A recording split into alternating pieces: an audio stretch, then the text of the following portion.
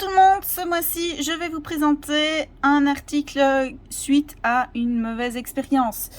Je voulais faire un bricolage, je vous montrerai quoi plus tard.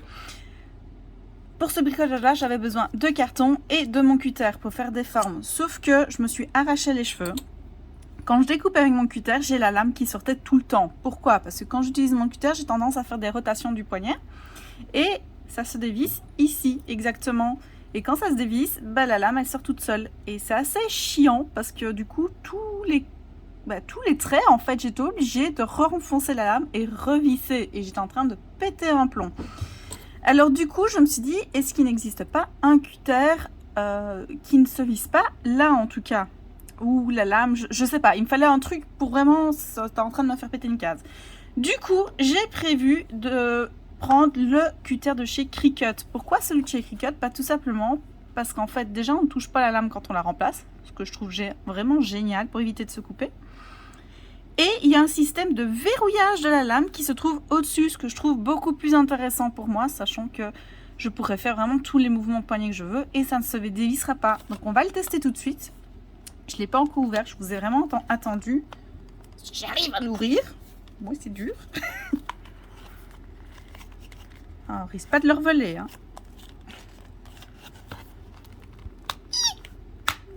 Bon, c'est plus facile de pousser que de tirer, ok? Et maintenant, qu'est-ce qu'on fait? Voilà. On y est. On est bon. Je crois. Je peux le sortir maintenant. Voilà. Alors, il faut savoir que les lames de remplacement s'achètent dans une espèce de boîtier par 4 lames. 4 ou 5, si je ne raconte pas de bêtises. Donc, c'est vraiment super intéressant. Oui, il n'y a pas que la protection. Je veux l'ouvrir, s'il vous plaît. Voilà. Excusez-moi, j'ai fait tout trembler. Donc, on peut voir, en fait, la lame, je ne sais pas si elle va faire la mise au point, est vraiment prévue dans le petit capuchon qu'elle est là. Et le système de verrouillage, c'est à tourner. Voilà, tourner. Donc, si je comprends bien, comment est-ce que... Ah, ben voilà. Donc, on tourne, on pousse, ça s'enlève tout seul. C'est vraiment génial comme truc. Donc, et pour le remettre. Et pour le remettre. Bon, là, j'utilise mes doigts, mais vu que c'est dans un petit support de base, il n'y a pas besoin de toucher la lame. Hein. Sauf que j'ai pas acheté des lames de remplacement, parce que pour le moment, j'en avais pas besoin. Je ne sais pas comment on le remet. Est-ce que je dois pousser? Je vais essayer de pousser quand même. Putain, j'ai peut-être fait une bêtise à vouloir le retirer comme ça. Comment je fais? En tout cas, ça coupe vraiment très très fort, donc je fais attention. Il y a un sens peut-être? Ah non, je sais pas si on le voit, c'est une espèce de boule à l'intérieur. Vous voyez, une boule. Donc il faut vraiment y aller fort pour l'enlever. Je comprends qu'il y a un système de sécurité pour vraiment l'enlever. Et je comprends que j'arrive pas à la remettre surtout. Voilà, elle est clipsée. Et alors du coup, ben, on reverrouille. Et là, ben, on peut faire vraiment tout ce qu'on veut. Attention, quand vous découpez avec un cutter, bien mettre un support en dessous, sinon vous allez couper tout ce qu'il y a. Hein. Je ne sais pas la force de chacun. Et alors, la différence que je remarque aussi, c'est la taille de la lame. Regardez mon cutter. Voilà. Et le cutter de chez Cricut. Il y a une différence, hein.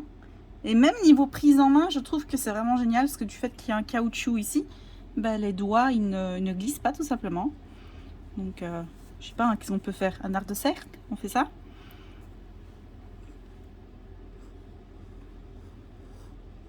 On va voir. Ah ouais, il n'y a pas fait de tort. Il coupe hyper bien. Voilà, on peut voir. Et la lame n'a absolument pas bougé, donc je suis hyper contente de mon achat. Je vais pouvoir enfin faire des découpes correctes sans me prendre la tête. Donc on peut remarquer qu'il y a un petit logo qui montre que c'est verrouillé. Hein. Et si je mets dans l'autre sens, et c'est ouvert. Donc le cadenas est ouvert. Je demande bien la mise au point s'il vous plaît.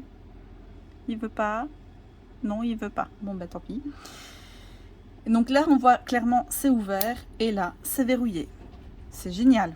Franchement, je regrette pas mon achat. Donc, il faut savoir que ça coûte quand même de base, comme ça, reviens. De base, ça coûte 13 €. Bon, ok, c'est peut-être un petit peu cher quand on voit un cutter comme ceci qui peut coûter entre 3 et 7 €. Mais je pense que sur la durée de vie, celle-ci aura une plus grande durée de vie que ceci.